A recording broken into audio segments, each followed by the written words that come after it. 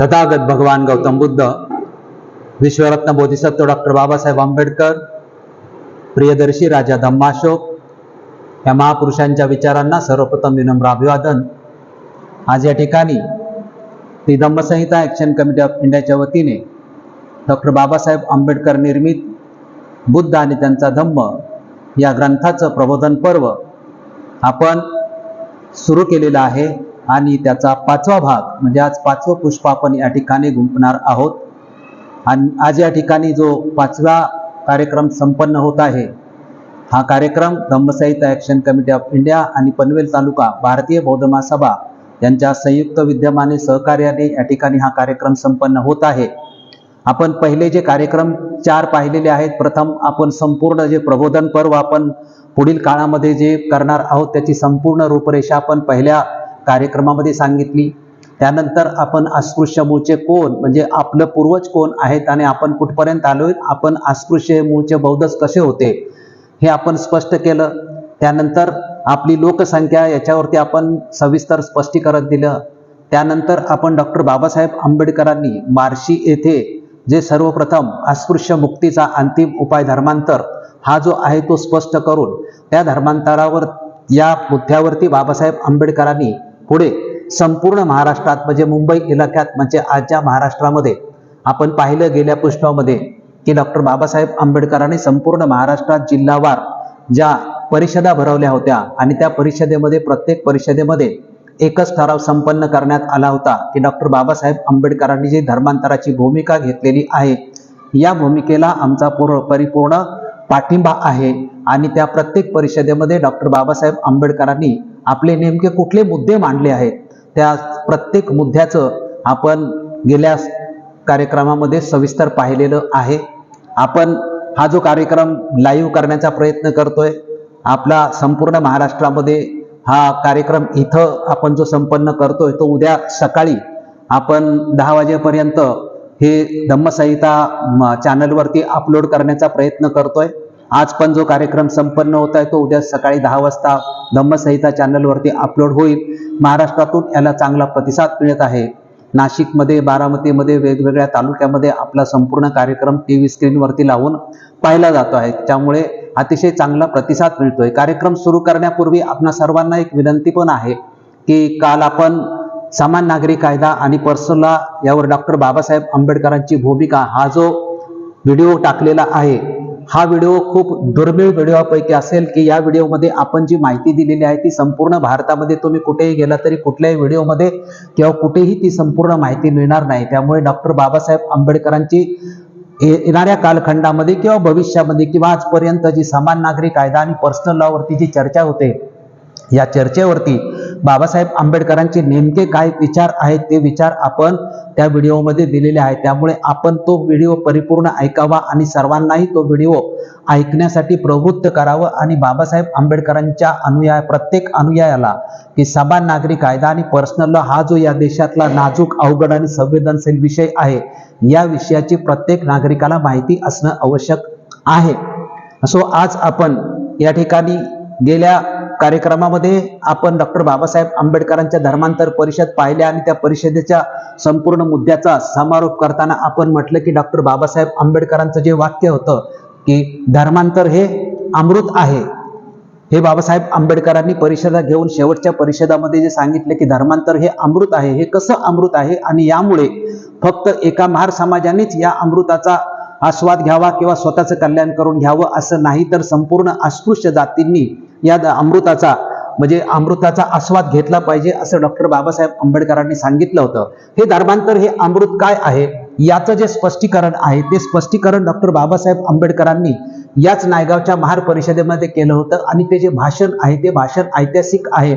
ते भाषण मुक्ती कोणपते या नावाने प्रसिद्ध सुद्धा आहे। त्याच भाषणाचा गोषवारा किंवा त्याच भाषणाचा मुद्दा आपण घेणार आहोत।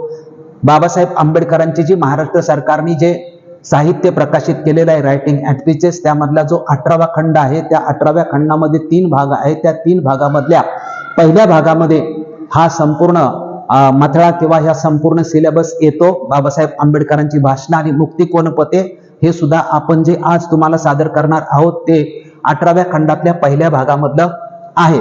बाबासाहेब आंबेडकरांनी जे धर्मांतर हे अमृत अर्थात मुक्ती कोण पते असं आपण आजच्या भागाला नाव दिलेलं आहे.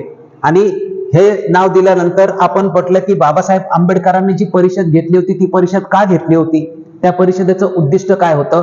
कारण प्रत्येक जिल्ह्यामध्ये तालुक्यामध्ये तर बाबासाहेब आंबेडकरांनी स्पष्ट केलं होतं धर्मांतराने प्रत्येक तालुका जिल्ह्यामध्ये धर्मांतराचे ठराव हे पास झाले होते. आणि त्यानंतर संपूर्ण इलाक्याची परिषद घेऊन संपूर्ण महार समाजाला बाबासाहेब आंबेडकरांनी धर्मांतर म्हणजे काय, धर्मांतराचे अडथळे काय आहेत, धर्मांतराचे फायदे काय आहेत, धर्मांतराच्या बद्दल वेगवेगळ्या लोकांच्या भूमिका काय आहेत, धर्मांतराच्या बद्दल शंका काय आहे, धर्मांतराबद्दल आपण नक्की काय समजून घेतलं पाहिजे आणि धर्मांतर हे अमृत कसं आहे, परंतु त्या अमृताचा आस्वाद घेण्यासाठी आपल्याला नेमक्या अडी अडचणी नेमक्या काय येतात, लोक कुठले प्रश्न निर्माण करतायत आणि आपण हे धर्मांतर करेपर्यंतचा प्रवास जो आपल्याला करायचा आहे तो प्रवास करताना आपल्याला नेमकं काय काय केलं पाहिजे, या सर्वांचा आढावा डॉक्टर बाबासाहेब आंबेडकरांनी त्या परिषदेतल्या भाषणामध्ये घेतलेला आहे.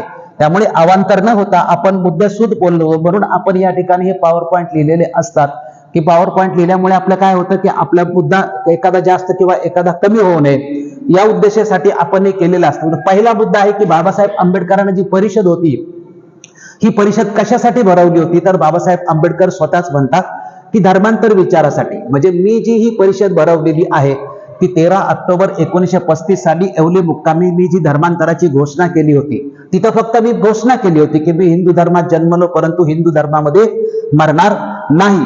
या घोषणेचा सविस्तर अर्थ स्पष्ट करण्यासाठी ही मी आत्ताची जी परिषद बोलवलेली आहे ती परिषद आहे की त्या माझ्या घोषणेचा नक्की अर्थ काय आहे की मी हिंदू धर्मात जन्मलो पण हिंदू धर्मात मरणार नाही, या एका वाक्याचा संपूर्ण समाजाने स्वीकार केला तर ते जे वाक्य आहे, ती जी माझी धर्मांतराची भूमिका आहे त्याचं जे नेमकं स्पष्टीकरण काय आहे ते मला स्पष्टीकरण संपूर्ण समाजाला द्यायचं होतं. आणि त्यासाठी मला परिषद आयोजित करायची होती आणि मी मुंबईमधल्या कार्यकर्त्यांना विनंती केली आणि मुंबईमधल्या कार्यकर्त्यांनी एका पायावरती पैशाची किंवा कुठल्याही गोष्टीची अडीअडचण न दाखवता एका पायावरती ही परिषद संपूर्ण राज्यस्तरीय असणारी ही परिषद मुंबईच्या कार्यकर्त्यांनी घेतली. मी त्यांचंही आभार मानतो. आणि म्हणून बाबासाहेब पहिला मुद्दा म्हणतात की ही जी परिषद आहे की ही धर्मांतरावरती विचार करण्यासाठी परिषद आहे की हे धर्मांतर का आहे, ह्या धर्मांतराचे फायदे काय आहेत, ह्या धर्मांतर अडीअडचणी काय आहेत, या सर्व प्रश्नांचा उलगडा करण्यासाठी मी ही परिषद बोलवलेली आहे आणि आजच्या भाषणामध्ये मी त्याचा संपूर्ण उलगडा करणार आहे. आणि उलगडा करण्यामध्ये बाबासाहेब दुसरा मुद्दा काय म्हणतात की ही संपूर्ण आपण जे धर्मांतर करणार आहोत त्या धर्मांतराची पूर्वतयारी आपल्याला करायची आहे. म्हणजे प्रत्येक तालुक्यात जिल्ह्यामध्ये मी जाऊन आलो, लोकांचं काय म्हणणं आहे ते माझ्या लक्षामध्ये आलं, जिल्ह्यातल्या तालुक्यातल्या गावातल्या लोकांचं काय म्हणणं आहे ते माझ्या लक्षात आलेलं आहे. आणि मला अजून मी 10 वर्ष 15 वर्ष 20 वर्ष थांबण्यासाठी तुम्हाला वेळ पण दिलेला आहे की सगळ्या लोकांचा भेद कळल्यानंतर मग धर्मांतर नेमकं कशा पद्धतीने करायचं त्याची संपूर्ण जी पूर्वतयारी आहे ही पूर्वतयारीला मी केव्हा लागेन, ज्यावेळेस मला कळेल की किती लोक नेमकं धर्मांतर करणार आहेत, संपूर्ण समाज धर्मांतराच्या पाठीशी उभा राहणार आहे, काही काय त्याच्यात फ्रॅक्शन निर्माण होतात का, हे मला सगळं कळल्यानंतर मग मला पुढच्या धर्मांतराच्या कार्याला लागण्यासाठी त्यामुळे ही जी परिषद बोलवलेली आहे ती एक प्रकारच्या पूर्वतयारीसाठी ही मी परिषद बोलवलेली आहे. त्या परिषदेचं बाबासाहेब सविस्तर स्पष्टीकरण देताना बाबासाहेब काय म्हणतात की जहाज एका बंदरातून दुसऱ्या बंदरात घेऊन जाताना ज्यावेळेस जहाजामध्ये काही सामान सुमान घेऊन जाऊ लागतं आणि समुद्रातून दुसऱ्या बंदरापर्यंत पोहोचताना जो प्रवास असतो त्या प्रवासामध्ये जे काही लागतं किंवा जहाजामध्ये नेमकी किती माणसं बसणार आहेत, जहाजामधून नेमकी किती माणसं उतरणार आहेत, तर ही नेमकी या जहाजामध्ये किती माणसं बसणार आहेत, ते माणसं जर तेवढी बसणार असेल आणि संपूर्ण जहाज जर फुल होणार असेल तर मग त्या दृष्टिकोनातून मला पूर्णपणे जहाज पुढच्या बंदरामध्ये घेऊन जाण्याची तयारी करण्याची आवश्यकता आहे. त्यामुळे मी हे सगळं आजमवतोय आणि ते सगळं आजमवण्याची ही जी पूर्वतयारी त्याच्यासाठी ही परिषद मी घेतलेली आहे. तिसरा मुद्दा बाबासाहेब पॉइंट मानतात की ही मी परिषद कशासाठी घेतली, लोकमत आजमवण्यासाठी मी ही परिषद घेतलेली आहे. हे लोकमत आजमवायचं स्पष्टीकरण बाबासाहेब आंबेडकर देतात की या महाराष्ट्रामध्ये आपण म्हटलं की अगोदर पाहिलं की 59 अस्पृश्यांच्या जाती आहेत, पण 59 अस्पृश्यांच्या जाती असल्या तरी आपण फक्त महारांचीच परिषद बोलवलेली आहे असं बाबासाहेब आंबेडकर म्हणतात. तर ही नुसतीच महारांची परिषद आपण का बोलवलेली आहे, बाबासाहेब आंबेडकर म्हणतात की 59 जातीच्या सगळ्या अस्पृश्यांची मी एकत्र परिषद बोलवली असती आणि ती टोलेजंग परिषद जरी संपन्न झाली असती तरी सुद्धा नेमके कुठल्या जातीमधले किती लोक धर्मांतर करण्यास तयार आहेत हे मात्र आपल्याला कळून आलं नसतं, किंवा नेमकं कुठल्या जातीचं पर्सेंटेज काय आहे, त्या जातीची संपूर्ण लोक तयार आहेत की नाही हे कळून आलं नसतं. ती एक जनरल सभा झाली असती. त्यामुळे मी काय केलंय की नुसत्या महारांची, फक्त महारांचीच परिषद घेतलेली आहे, कारण ही महारांनी केलं. मला महार समाजाचा अंदाज त्यामुळे आला की महार समाज तयार आहे की नाही. इतर समाजाला मी या परिषदेमध्ये बोलवलं नाही म्हणून त्यांना धर्मांतराची आडकाठी आहे किंवा त्यांच्या विषयी काय आड्यता आहे किंवा त्यांच्याबद्दल माझ्या मनामध्ये काय प्रश्न आहेत असं नाही. उलट त्यांची जर इच्छा असेल तर त्या जाती सुद्धा धर्मांतराची परिषद स्वतंत्रपणे लावू शकतात, आणि त्या परिषदा लावण्यासाठी जर काय अडीअडचण असेल प्रत्येक जातीला, तर ती जी अडीअडचण मला त्यांनी सांगितली तर त्या प्रत्येकाची अडीअडचण दूर करण्याचा मी प्रयत्न करेन. आणि प्रत्येकाने आपली धर्मांतर परिषद लावणं आवश्यक आहे. ते या परिषदेला आले किंवा नाही आले म्हणून त्यांच्या धर्मांतराच्या निर्णयावरती कुठलाही परिणाम होणार नाही. आणि ज्यांना धर्मांतरच करायचं नाही त्यांच्यामुळे, माझ्या ह्या कार्यक्रमामुळे त्यांच्यावरती कुठलाही परिणाम होणार नाही. त्यामुळे बाबासाहेब आंबेडकर म्हणतात की मला लोकमत आजमावायचे म्हणून एका जातीचे मी परिषद घेतलेली आहे. हा विषय आता पुढे याचा शेवट करताना बाबासाहेब म्हणतात की धर्मांतर हा जो विषय आहे हा काय पोरखेळ नाही. हा विषय अतिशय घन आहे. हा विषय अतिशय महत्वाचा आहे. हा विषय आजच्या आणि भविष्यातल्या सगळ्या पिढ्यांच्या भवितव्याचा विषय आहे. या संपूर्ण समाजाचं किंवा जो संपूर्ण समाज धर्मांतर करण्यासाठी तयार आहे त्या संपूर्ण समाजाच्या संपूर्ण भवितव्याची जबाबदारी माझ्यावरती येऊन पडणार आहे. त्यामुळे धर्मांतर हा विषय काही सोपा विषय नाही. धर्मांतर विषय हा अतिशय घन आहे, तो महत्वाचा विषय आहे आणि त्या विषयावरती संपूर्णपणे पूर्वतयारी जी करायची आहे ती विचारपूर्वकच पूर्वतयारी केली पाहिजे. म्हणून मी ही जी परिषद बोलवली ती ह्या सर्व मुद्द्यांचा विचार करून मी ही नागावची जी परिषद फक्त महारांची बोलवलेली आहे ते. आता बाबासाहेब आंबेडकर पुढच्या आपल्या भाषणाला सुरुवात करताना म्हणतात की ज्यावेळेस धर्मांतराची कारण किंवा धर्मांतराचं स्पष्टीकरण करत असताना सर्वांना विनंती आहे की आपले मोबाईल सायलेन्स वरती ठेवा, नाही तर मोबाईल बंद तरी ठेवा. धर्मांतराची ऐहिक कारणे बाबासाहेब आंबेडकर म्हणजे बाबासाहेब आंबेडकरांचं तुम्ही नागपूरचं जे धम्मदीक्षेच्या दिवशीचं भाषण आहे आणि बाबासाहेब आंबेडकरांचं हे नावगाव परिषदेतलं भाषण बघा. या भाषणाची जर तुम्ही तुलना केली तर तुम्हाला मुद्दे जवळजवळ काय होतील, मुद्दे जवळजवळ सेमच दिसतील. त्यातला प्रामुख्याने मुद्दा काय म्हणतात की कुठलंही धर्मांतर करायचं असेल त्याची ऐहिक कारणं, ऐहिक म्हणजे भौतिक कारणं आहेत आणि तात्विक कारण आहे. या दोन्हींचा विचार तर प्रामुख्याने करण्याची आवश्यकता असते. आपण जसं धम्मसंहिता हा विषय टाकला आणि त्या धम्मसंहिता हा विषय टाकत असताना आपण स्पष्टीकरण देतो बौद्धांची आचारसंहिता असली पाहिजे. आणि बाबासाहेब आंबेडकरांचा 1900 बाबासाहेब आंबेडकरांनी 50 ला महाबोधी सभेला जो लेख लिहिला बुद्ध आणि त्याच्या धम्माचे भवितव्य, आणि त्या बुद्ध मध्ये प्रत्येक धर्माला एकच ग्रंथ असावा आणि त्यामध्ये बाबासाहेब आंबेडकर म्हणतात की ग्रंथामध्ये काय असावं तर ग्रंथामध्ये तत्वज्ञान असावं आणि दुसऱ्या बाजूला प्रात्यक्षिक, ह्या दोन्हींचा मिळून जो ग्रंथ बनतो त्याला धर्मग्रंथ असं म्हटलं जातं. त्यातच अगदी 2 शब्दामध्ये बाबासाहेब आंबेडकरांनी वर्णन केलेलं आहे. ते बाबासाहेब आंबेडकर म्हणतात की ऐहिक आणि तात्विक अशा दोन्हीही गोष्टीतून धर्मांतराची चर्चा करणं अतिशय महत्वाचं आहे. म्हणजे तत्वज्ञान ही त्या धर्माचं काय आहे याच्यावर ही चर्चा केली पाहिजे आणि भौतिक गोष्टी, प्रात्यक्षिक जीवनातल्या नेमक्या काय गोष्टी आहेत त्याच्यावरही धर्मांतराची चर्चा केली पाहिजे. परंतु बाबासाहेब आंबेडकर म्हणतात की धर्मांतराचा विचार करताना सामाजिक दृष्टिकोनातून विचार केला पाहिजे, धार्मिक दृष्टिकोनातून विचार केला पाहिजे, ऐहिक दृष्टिकोनातून विचार केला पाहिजे, तात्विक दृष्टिकोनातून विचार केला पाहिजे. म्हणजे आपण धर्मांतर करतो याचा सामाजिक परिणाम काय होईल, याचा धार्मिक परिणाम काय होईल, याचा भौतिक परिणाम काय होईल, याचा तात्विक दृष्टिकोनातून परिणाम काय होईल, या प्रत्येक मुद्द्यावरती आपण सविस्तर चर्चा केली पाहिजे, चिंतन केलं पाहिजे, विचार केला पाहिजे. परंतु हे सगळे जरी महत्वाचे गोष्ट असले तर हे धर्मांतराचा निर्णय केल्यानंतर आपल्याला या गोष्टीची चर्चा करायची. परंतु आपण या संपूर्ण गोष्टीची चर्चा करण्यापूर्वी जर तुमचा धर्मांतराचा निर्णय असेल तरी सुद्धा या संपूर्ण गोष्टींची चर्चा करणं महत्वाचं आहे. याच्यावरती गंभीर चर्चा केली पाहिजे. पण या मुद्द्यांवरती चर्चा करण्याच्या पूर्वी सर्वप्रथम अस्पृश्यता ही काय चीज आहे किंवा अस्पृश्यता ही काय भानगड आहे हे सर्वांनी प्रथम समजून घेतलं पाहिजे.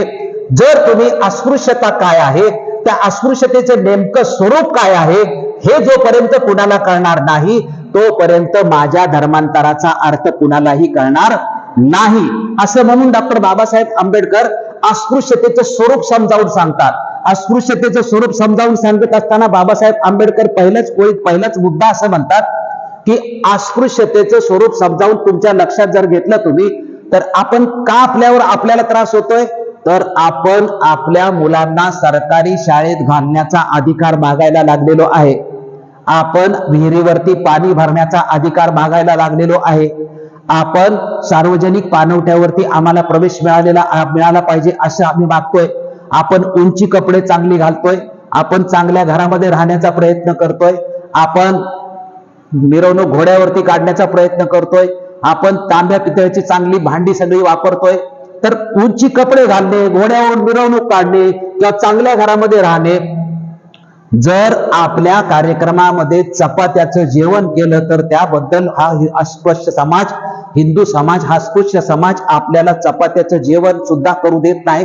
म्हणजे चांगलं जेवण सुद्धा करण्याचा आपल्याला अधिकार या व्यवस्थेने ठेवलेला नाही. म्हणजे तुम्ही खायचं ते पण निकृष्ट दर्जाचंच खायचं, तुम्ही कपडे घालायची ती पण निकृष्ट दर्जाचीच घालायची, तुम्ही ज्या घरात राहायचं ते पण निकृष्टच असलं पाहिजे. म्हणजे ते ठरवतील तशा पद्धतीने आम्ही जीवन जगायचं. आणि त्यांनी मात्र कुठलीही गोष्ट अस्पृश्यांच्या संदर्भामध्ये माणसाला जगण्यासाठी जी योग्य असते त्या कुठल्याही योग्यतेचा विचार न करता या समाजाला कशा पद्धतीने त्रास होईल, हा समाज अतिशय खाईमध्ये कसा जाईल की त्याला माणूस म्हणून कुठलीही मान्यता मिळणार नाही, अशा दृष्टिकोनातून सर्व अस्पृश्यांचं जीवन आहे.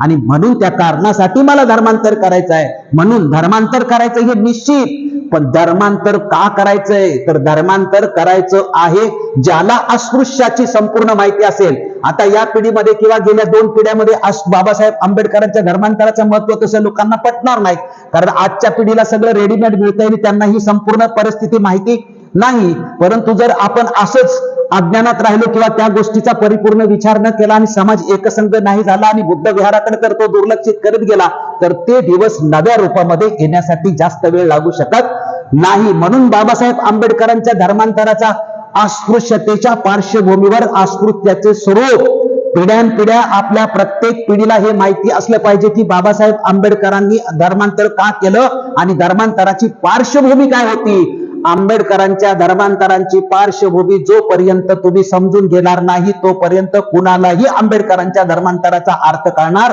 नाही, हे बाबासाहेब आंबेडकरांनी स्पष्ट केलं. म्हणून अस्पृश्यता काय हे समजून अतिशय घेतलं पाहिजे. बाबासाहेब आंबेडकर म्हणतात की हा व्यक्तिगत नव्हे, त्रिकालाबाधित वर्ग कलह आहे.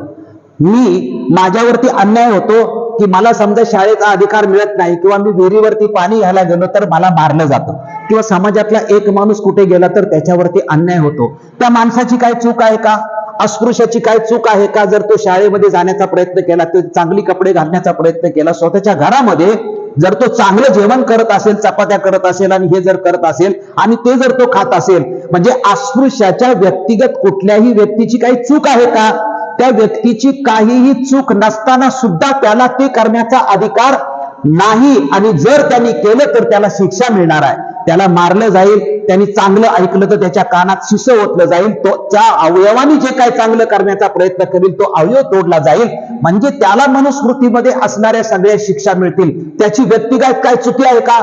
त्याची व्यक्तिगत काहीही चूक नसताना सुद्धा त्याला ही पनिशमेंट मिळते. म्हणून बाबासाहेब आंबेडकर म्हणतात की अस्पृश्यता किंवा हा जो संघर्ष आहे हा संघर्ष व्यक्तिगत नाही, हा संघर्ष सामाजिक संघर्ष आहे. आपल्यातले काही लोक, शिकली सवरलेली लोक किंवा सगळे लोक स्वतःच्या पुरतं मर्यादित राहतात. परंतु स्वतःच्या पुरता मर्यादित राहिला, परंतु तुम्ही जिथं नोकरीला जाता तिथं तुमच्यावर जो अन्याय होतो तो तुम्ही तिथं वाईट आहे म्हणून होत नाही.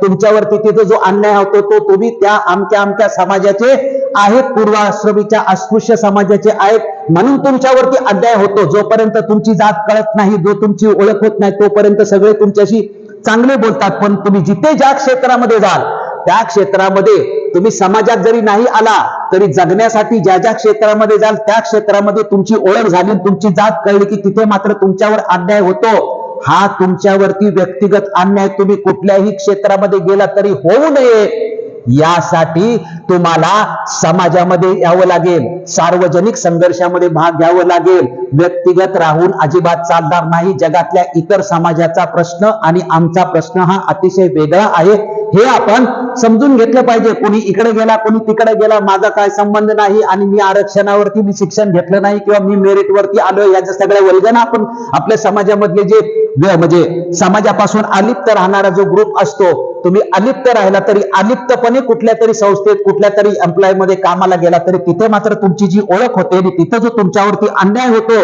तो तुम्ही त्या समाजाचे आहात म्हणून अन्याय होतो, तुम्ही चुकीचे व्यक्तिगत आहात म्हणून अन्याय होत नाही. म्हणून बाबासाहेब आंबेडकर सांगतात की हा वर्गकल आहे, हा दोन वर्गांचा संघर्ष आहे.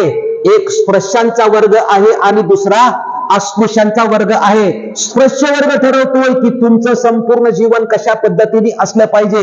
अस्पृश्याला अजिबात अधिकार नाही की माझं जीवन नेमकं मी कसं जगलं पाहिजे. त्यामुळे हा वर्ग आहे. बरं, हा जो संघर्ष आहे तो संघर्ष कसा आहे? बाबासाहेब शब्द वापरतात, त्रिकालाबाधित संघर्ष आहे. म्हणजे या एकदा तुम्ही अस्पृश्य म्हणून जन्मला की तुमची मरेपर्यंत या अस्पृश्यतेतून सुटका नाही. आपण पाहिलं की गुलामी भारतातली जी अस्पृश्य बनून गुलामी आहे आणि जगातल्या सगळ्या देशाच्या गुलामी, आपण ग्रीक रोम मधली गुलामी पाहिली की तिथल्या गुलामांना गुलाम झाल्यानंतर गुलामीच्या बाहेर पडण्याचे जगातल्या गुलामांना संधी मिळते, परंतु भारतातल्या अस्पृश्यतेला मात्र अस्पृश्यतेमधून बाहेर पडण्याची संधी मिळत नाही. बाबासाहेब म्हणतात की ही जी अस्पृश्यता आहे किंवा हा जो वर्ग संघर्ष आहे, हा वर्ग संघर्ष त्रिकालाबाधित आहे. म्हणजे कुठल्याही काळामध्ये याच्यातून बाहेर पडण्यासाठी तुम्हाला अजिबात सुटका नाही. त्यामुळे हा जो संघर्ष आहे हा व्यक्तिगत नव्हे तर त्रिकालाबाधित संघर्ष आहे. अस्पृश्य आणि अस्पृश्य संघर्ष आहे. सुटकेसाठी याच्यातून तुम्हाला सुटका करायची असेल तर मग काय केलं पाहिजे? अस्पृश्यातून आपल्याला तर सुटका करायची आहे, अस्पृश्यतेतून आपल्याला सुटका करायची. ही जर सुटका करायची असेल तर काय करायचं पाहिजे? तर आपल्याकडे सामर्थ्य असलं पाहिजे. आपण अस्पृश्यता आहे, आता या अस्पृश्यतेतून आपल्याला बाहेर पडायला पाहिजे. बाहेर पडायचं असेल तर संघर्ष कोणासाठी करायचा आहे? प्रस्थापिताबरोबर संघर्ष करायचा आहे, हिंदूंबरोबर संघर्ष करायचा आहे, इथल्या मनुव्यवस्थेबरोबर ती संघर्ष करायचा आहे. इथल्या मनुव्यवस्थेशी संघर्ष करून इथल्या मनुस्मृतीला झिडकावून आपल्याला या धर्मातून बाहेर पडून दुसऱ्या धर्मामध्ये आपल्याला गेली तरच आपली सुटका होणार आहे, नाहीतर आपली सुटका होऊ शकत नाही. परंतु सुटका बाबासाहेब आंबेडकर होण्यासाठी तुमच्याकडे सामर्थ्य पाहिजे. बाबासाहेब म्हणतात 3 प्रकारचं सामर्थ्य तुमच्याकडे असलं पाहिजे आपल्या समाजाकडे. पहिलं, मनुष्यबळ तुमच्याकडे असलं पाहिजे, द्रव्यबळ तुमच्याकडे असलं पाहिजे, मानसिक बळ तुमच्याकडे असलं पाहिजे. ही तिन्ही बळ असली पाहिजे. मनुष्यबळ पाहिजे, द्रव्यबळ पाहिजे आणि मानसिक बळ पण पाहिजे. आता पहिला मुद्दा बाबासाहेब म्हणतात, मनुष्यबळाचा विचार केला तर आहे का तुमच्याकडे मनुष्यबळ? बाबासाहेब म्हणतात की मुंबई इलाक्यामध्ये 1/8 आपली लोकसंख्या आहे. त्यामुळे आपली लोकसंख्या संघर्ष करण्याला इतपत पुरेशी लोकसंख्या नाही. पुन्हा बाबासाहेब आंबेडकर आता जी आहे लोकसंख्या ती एकत्रित आहे का? जी आहे ती लोकसंख्या एकत्रित नाही. म्हणजे बाबासाहेब आंबेडकरांच्या वेळची पण तशीच परिस्थिती होती. आजही आपण परिस्थिती बघतो की आहे लोकसंख्या, परंतु ही लोकसंख्या एकत्रित आहे का? ही लोकसंख्या एकत्रित नाही. ही लोकसंख्या खंडित आहे. ही लोकसंख्या गटागटात आहे. ही लोकसंख्या समूहांच्या स्वरूपामध्ये आहे. एकसंघ समाज मात्र आपला कुठेही दिसत नाही. त्यामुळे मनुष्यबळ तुमच्याकडे कुठून आणणार तुम्ही? कारण तुम्ही एकसंघ अजिबात नाही. तुम्ही म्हणजे समुदायामध्येच आहेत. म्हणजे गटातटांची व्यवस्था आज जशी आहे तशीच गटातटांची व्यवस्था आहे. त्यामुळे तुमच्याकडे मनुष्यबळ सुद्धा पुरेसं मनुष्यबळ नाही. द्रव्यबळाचा विचार केला तर द्रव्यबळ तुमच्याकडे असू शकतं का? द्रव्यबळ तुमच्याकडे असू शकत नाही. का असू शकत नाही? तुम्हाला कुठे नोकरी करण्याचा अधिकार नाही, तुम्हाला कुठला व्यवसाय करण्याचा अधिकार नाही, तुम्हाला पैसे मिळवण्याचा कुठलाही अधिकार नाही. त्यामुळे द्रव्यबळ तुमच्याकडे असण्याचा प्रश्नच येत नाही. मग तुमच्यावरती अन्याय झाला, तुम्हाला कोर्टामध्ये जायचं असेल तर दमडी तुमच्या खिशामध्ये नाही, तर तुम्ही तुमच्यावरच्या अन्याय कसे काय दूर करणार? त्यामुळे तुमची चितू झाली, तुमचा अपमान झाला, तुम्हाला कितीही मारहाण केली किंवा तुमचं काही जरी केलं तरी तुम्ही काहीही अन्यायाचं प्रतिमार्जन करण्यासाठी काहीही करू शकत नाही. कारण करण्यासाठी तुमच्या खिशात एक पैसा सुद्धा नाही. तर कोणाकडे जाणार आहे तुम्ही? कोणाकडे गेला तरी काय उपयोग नाही. पोलीस स्टेशनला गेला तुमची माणसं नाहीत, सरकारमध्ये गेला तुमची माणसं नाही, जिकडे जाईल तिकडे तर तुमचं कोणीच नाही, आणि कोर्टात गेला तर तुम्हाला वकिलाला द्यायला तुमच्याकडे पैसे नाही. त्याच्यामुळे द्रव्यबळ सुद्धा तुमच्याकडे नाही. आणि मानसिक बळ तर तुम्ही केव्हाच हरवून बसलेला आहे. गेली 1000 वर्ष तुम्ही मानसिक बळ हरवून बसलेले आहे, तुम्ही निस्तेज झालेला आहे. तुम्हाला हे पण माहित नाही की तुम्ही गुलाम आहात. तुमचा पूर्व इतिहास माहिती नाही, तुमचे पूर्वज माहिती नाही. तुम्हाला लिहिण्याचा वाचण्याचा व्यवस्थेने कुठलाही अधिकार नाकारल्यामुळे पिढ्यानपिढ्या आमचं अस्तित्व नेमकं काय आहे, आम्ही गुलाम आहोत हे सुद्धा आम्हाला नीट कळत नाही. त्याच्यामुळे तुम्ही निस्तेज आहात, तुम्ही जिवंत माणसं आहात, परंतु तुमच्या डोक्या मेंदूमध्ये तुमच्या काहीही नाही, तुमच्या अस्तित्वाबद्दल काही नसल्यामुळे मानसिक बळ तुमच्याकडे नाही.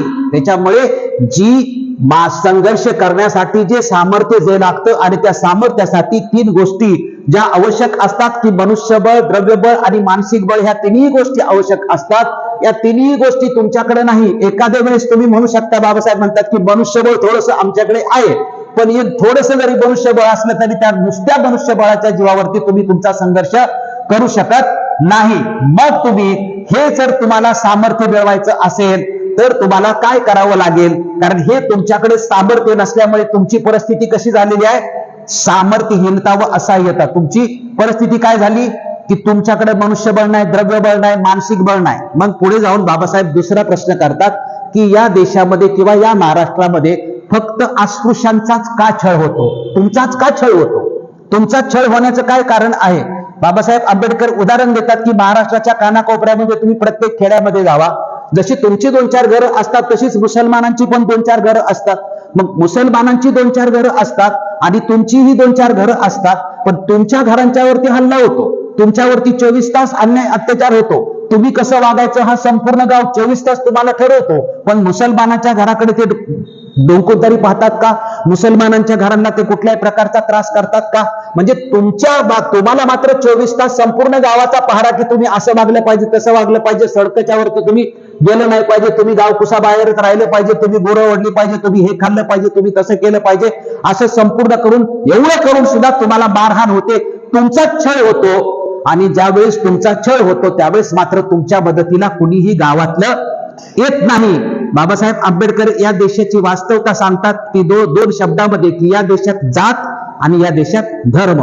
तुमच्या मदतीला किंवा या देशात कोणी कोणाच्या मदतीला कुठे जातं, म्हणजे बाबासाहेब म्हणतात की एखादा जर प्रसंग घडला तर तो प्रसंग अतिशय वाईट आहे, हृदयद्रावक प्रसंग आहे, परंतु आपण तो प्रसंग बघून पुढे निघून जातो, परंतु आपण तिथे थांबत नाही. इथं मदतीला कोण येतं, फक्त तुमच्या जातीचीच लोक मदतीला येतात, तुमच्या धर्माचीच मदतीला येतात. या देशामध्ये आपल्या धर्माचं काय घडत असेल तरच लोक तिथे जातात, आपल्या जातीचं काय घडत असेल तरच तिथे जातात. या देशामध्ये फक्त जातीचेच लोक एकमेकाला मदत करतात, धर्माचेच लोक एकमेकाला मदत करतात. त्यामुळे तुम्ही जर विचारलं की दुसऱ्या लोकांना गावातल्या की बाबा तुम्ही आमचा एवढा छळ होतोय, तुम्हाला योग्य वाटतंय, मग तुम्ही आमच्या मदतीला काय येत नाही, तर बाबासाहेब आंबेडकर म्हणतात की ते लोक तुम्हाला सरळ सरळ उत्तर देतात की तुमचं आमचा संबंध काय, तुम्ही कुठे आमच्या धर्माचे आहे, तुम्ही जर आमच्या धर्माचे असता तर आम्ही तुम्हाला मदत केली असते, पण तुमचं तुम्ही बघून घ्या, कारण तुमचा हा हिंदू धर्माची तुमची समस्या आहे, तुम्ही हिंदू लोक आहेत, हिंदू लोक तुम्ही सगळे बघून घ्या. त्याच्यामुळे तुमची ही असहाय्यता किंवा तुमचा जो छळ होतोय तो छळ होण्याची ही जी कारणं आहेत आणि ते सामर्थ्य तुम्हाला मिळवायचं, सामर्थ्यहीनता आहे, तुम्ही असहाय्य आहे, या 2 कारणामुळे तुमचाच कायमस्वरूपी काय होतोय, छळ होतोय. ह्या सगळ्या छळापासून या संपूर्ण मुक्ती पाहायची असेल तर बाबासाहेब आंबेडकर म्हणतात की फक्त तुम्हाला हे सामर्थ्य प्राप्त होऊ शकतं, ते धर्मांतरानेच तुम्हाला सामर्थ्य प्राप्त होऊ शकतं, हे बाहेरून सामर्थ्य तुम्हाला मिळू शकतं. म्हणजे तुमच्या पाठीशी कुठला तरी समाज जोपर्यंत उभा राहणार नाही तोपर्यंत तुमची मानसिक दुर्बलता जाणार नाही, तुमची द्रव्य दुर्बलता जाणार नाही, तुमची मनुष्यबळाची दुर्बलता जाणार नाही. त्यामुळे उपाय काय आहे, उपाय धर्मांतर हाच आहे. धर्मांतरामुळे तुम्हाला सामाजिक सामर्थ्य किंवा सर्व अर्थाने तुम्हाला सामर्थ्य हे मिळू शकतं. ही अनेक कारण आहेत, ही भौतिक कारण आहेत की आपल्यावरती अन्याय का होतात आणि त्याच्यातून बाहेर पडण्याचा एकमेव मार्ग बाबासाहेब आंबेडकरांनी काय सांगितलेला आहे, धर्मांतराचा मार्ग सांगितला. आता आपण म्हटलं की तात्विक कारण, धर्मांतराची आध्यात्मिक कारण बाबासाहेब आंबेडकरांनी सांगितलेले आहे की आता आपण तात्विक दृष्टिकोनातून आपण म्हटलं की ऐहिक दृष्टिकोनातून बघितलं पाहिजे, धर्मांतराकडे तात्विक दृष्टिकोनातून बघितलं पाहिजे. पण त्या अगोदर आपण अस्पृश्य म्हणजे पार्श्वभूमी अस्पृश्याचे झाले, अस्पृश्यतेच्या पार्श्वभूमीवर धर्मांतर करायचंय. मग धर्मांतर करत असताना धर्माची भौतिक कारणं आणि धर्माची तात्विक कारणं याचा विचार करण्याची आवश्यकता आहे. बाबासाहेब आंबेडकर मग म्हणतात की धर्म समाज धारणेकरता घातलेली बंधनं आहेत. धर्माची जी व्याख्या आहे, जी जगातली सर्वमान्य व्याख्या आहे, मग ते टिळकांनी केलेली असो किंवा या देशातल्या उच्च प्रस्थापितांनी केलेली असो, बाबासाहेब आंबेडकर म्हणतात की मी तिला मान्य करतो. हिंदीमध्ये आपण काय म्हणतो, जो धारण करे सो धर्म.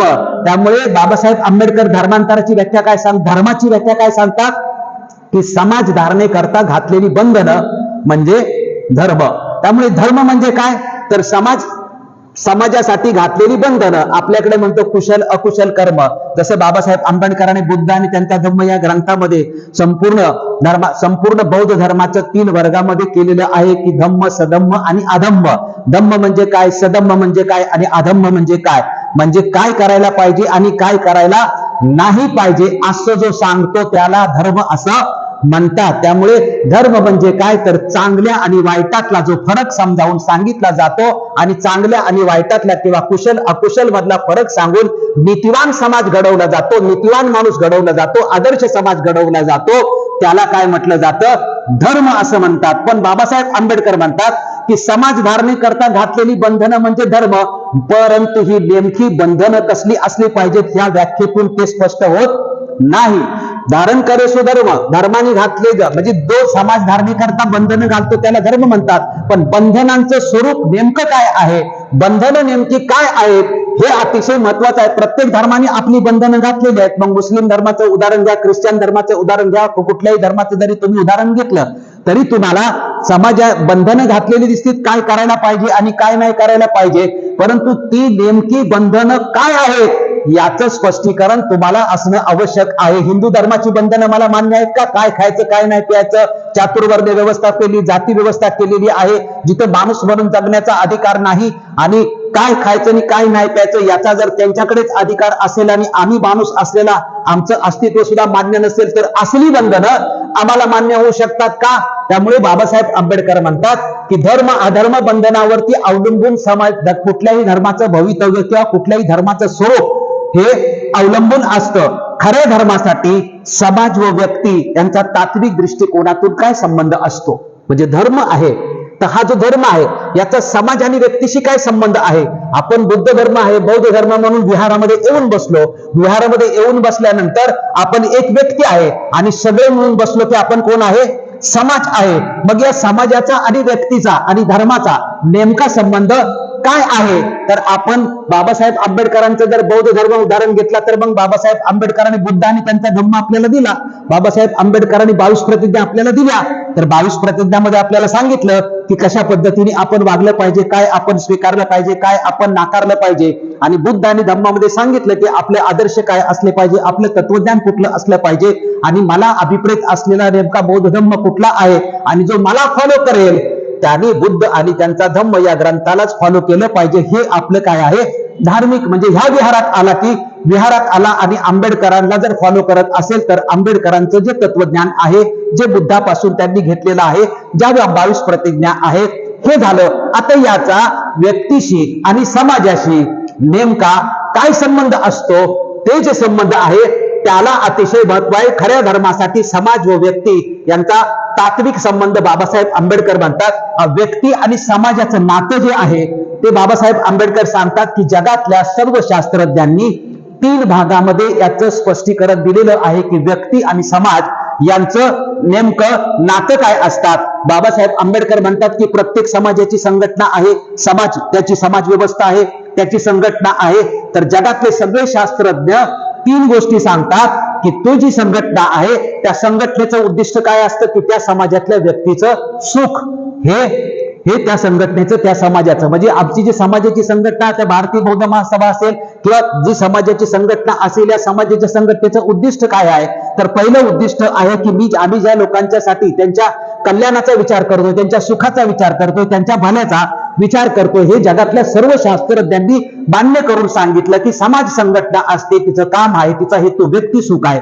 दुसरं काम काय आहे की समाजामध्ये असणारी जी प्रत्येक व्यक्ती आहे त्या प्रत्येक व्यक्तीमध्ये जे गुण आहेत त्या गुणांना वाव देणं हे काम कुणाचं आहे, हे समाजाचं आहे. समाज चालणाऱ्या समाज व्यवस्थेचं आहे, त्या समाज व्यवस्थेतल्या संघटनांचं आहे. की आपण प्रत्येक व्यक्तीला समाजात आल्यानंतर, मिटिंगला आल्यानंतर, सभेला आल्यानंतर म्हणतो बाबा गाणं म्हणणारे अमुक अमुक आहेत, त्यांना एक गाणं आपण म्हणायला देऊया, किंवा ज्याच्या अंगी जी कला आहे त्या कलेला आपण समाजामध्ये वाव देत असतो. त्यामुळे व्यक्तीच्या अवगुणांना वाव कुठे मिळत असतो, तर तो समाज संघटनेच्या माध्यमातून मिळतात. व्यक्तिसुख, आजच्या अंगच्या गुणांना वाव, आणि तिसरं काय संघटनेचं काम आहे, आदर्श समाज निर्माण करणं, हे समाजाचं काम आहे, म्हणजे समाज संघटनेचं काम आहे, असं डॉक्टर बाबासाहेब आंबेडकर म्हणतात. धर्मांतरात बाबासाहेब आंबेडकर एक वाक्य म्हणतात की पाण्याचा थेंब समुद्रात टाकला, पाण्याचा थेंब समुद्रात टाकला तर तो लोप होतो, त्याचं अस्तित्व राहतं का? सगळ्या नद्या समुद्राला जाऊन मिळतात, त्या समुद्रामध्ये त्याचं अस्तित्व राहतं का? बाबासाहेब आंबेडकर म्हणतात की प्रत्येक व्यक्ती समाजात आली तर समाजामध्ये त्या व्यक्तीचं अस्तित्व काय? बाबासाहेब आंबेडकर समजावून सांगतात की जसा पाण्याचा थेंब समुद्रात टाकला की तो लोप पावतो, तसा प्रत्येक व्यक्ती समाजात आली म्हणून तिचं अस्तित्व लोप पावत नाही.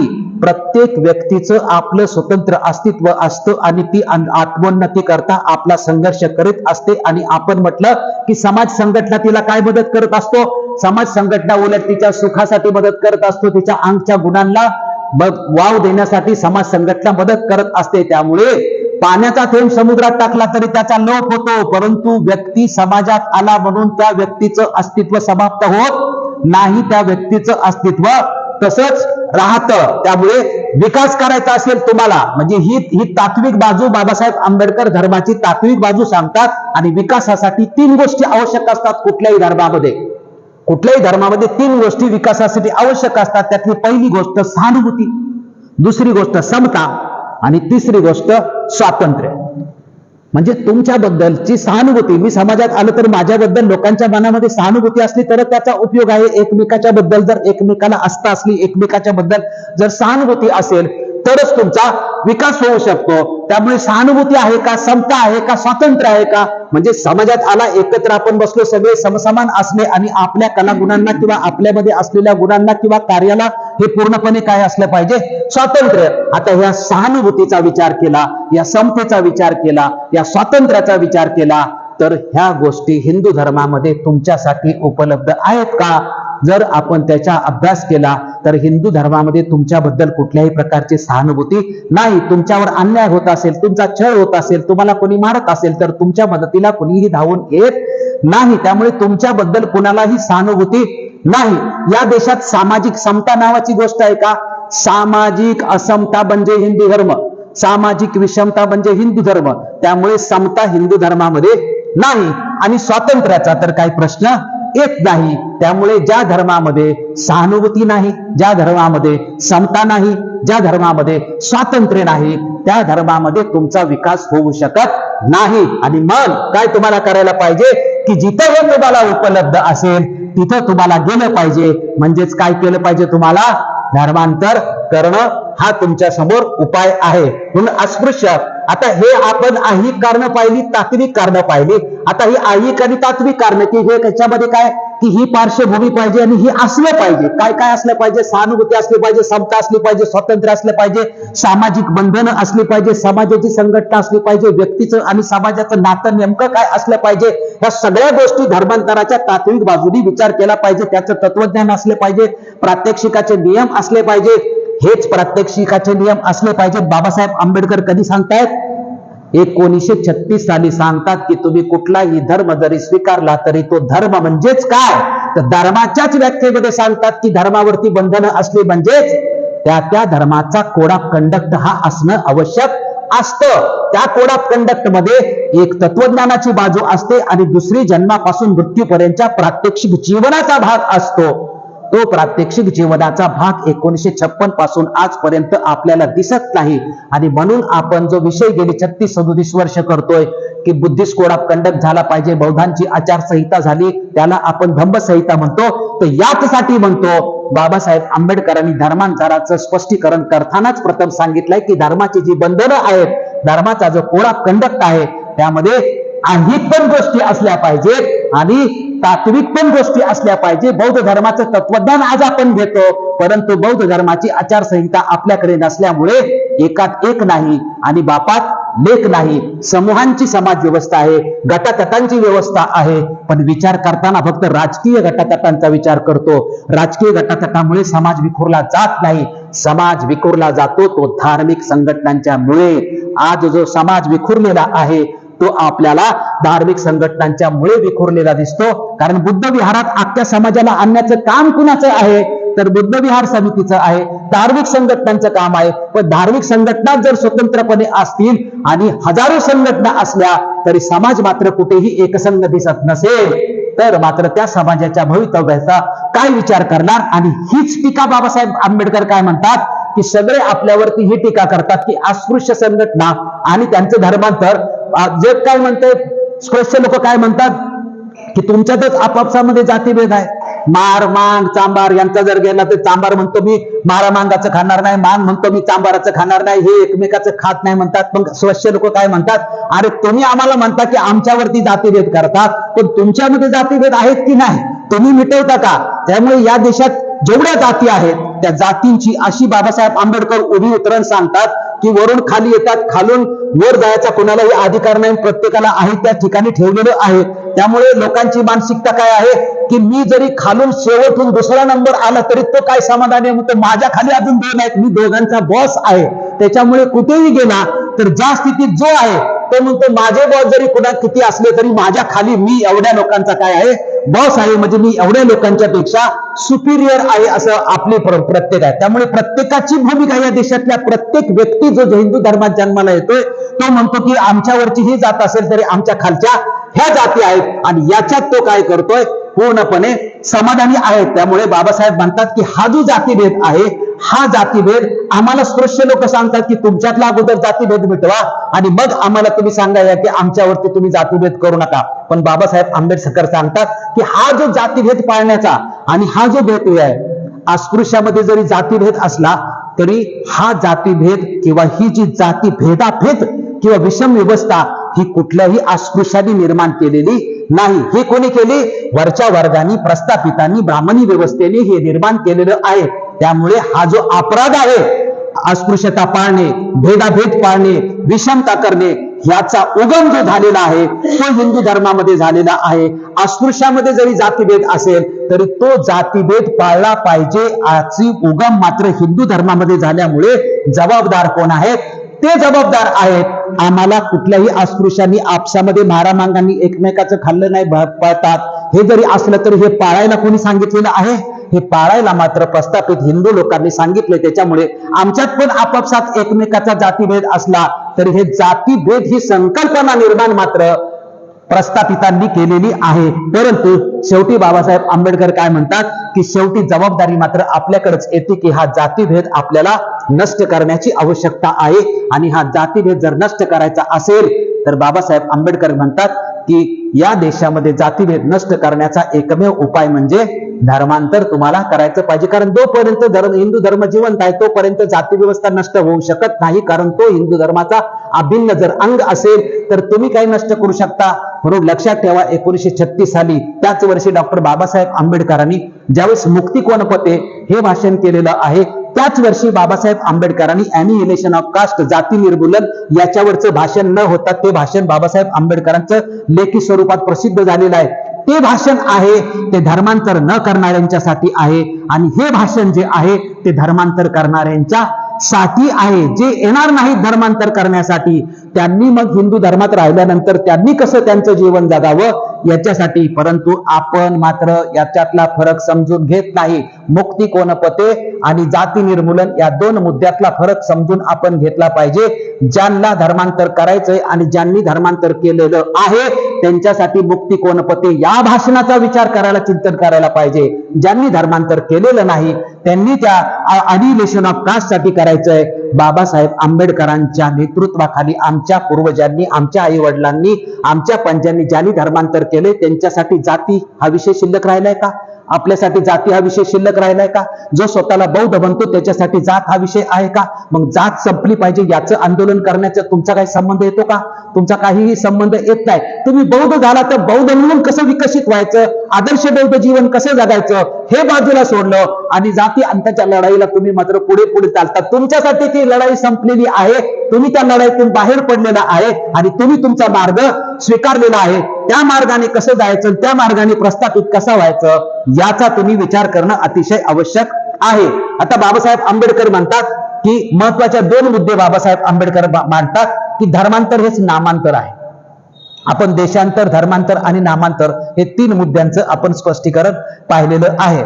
बाबासाहेब आंबेडकर म्हणतात की धर्मांतर हेच नामांतर आहे आणि आपल्या समाजाचं जर चित्र बघितलं तर आपल्या समाजातली कुठलीही व्यक्ती गेली तर स्वतःला महार म्हणून घ्यायला लाजते. महार म्हटलं की आपली ओळख आहे, महार म्हटलं की आपल्या जवळ कोणीही येत नाही. म्हणून आपला कुठलाही माणूस स्वतःला महार म्हणून सांगत नाही. तो काय सांगतो की मी चोखामेळा आहे, मी चोखामेळा आहे म्हणून त्यावेळेस सांगतो. आणि सामराचा माणूस काय सांगतो की मी रोहिदासी आहे, मी रोहिदासी आहे. म्हणजे महार म्हणून सांगण्याची लाज वाटते. कारण ज्या क्षणी तुम्ही स्वतःला महार सांगाल त्या क्षणी तुमच्यापासून जवळचा माणूस लांब जाईल.